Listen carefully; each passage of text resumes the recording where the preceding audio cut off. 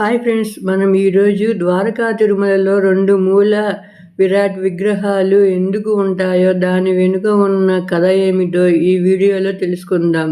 ఇప్పుడు మనం చిన్న విగ్రహం గురించి తెలుసుకుందాం. త్రేతాయుగంలో ద్వారక అనే మహర్షి శ్రీ వెంకటేశ్వర స్వామిని దర్శించుకోవాలనే సంకల్పంతో ఈ ప్రాంతంలో ఘోర తపస్సు చేశారు.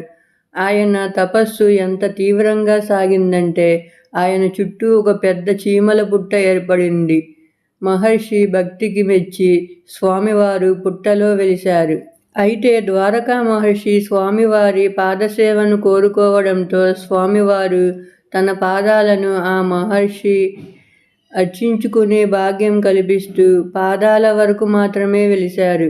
ఇప్పుడు మనం పెద్ద విగ్రహం గురించి తెలుసుకుందాం. పూర్తి విగ్రహం లేకపోవడం వల్ల వచ్చే లోపాన్ని సరిదిద్దడానికి తర్వాతి కాలంలో ప్రధాన విగ్రహం ముందు ఒక పూర్తి ప్రతిమను తిరుమల నుండి తెచ్చి ప్రతిష్ఠించారు. ఈ 2 విగ్రహాలు ఒకే విమాన శిఖరం కింద దక్షిణాభిముఖంగా దర్శనమిస్తాయి.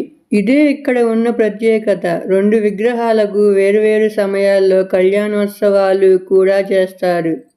అంటే వైశాఖ మాసంలో స్వయంభూ విగ్రహానికి మరియు ఆశ్వయుజ మాసంలో పూర్తి విగ్రహానికి కళ్యాణోత్సవాలు చేస్తారు.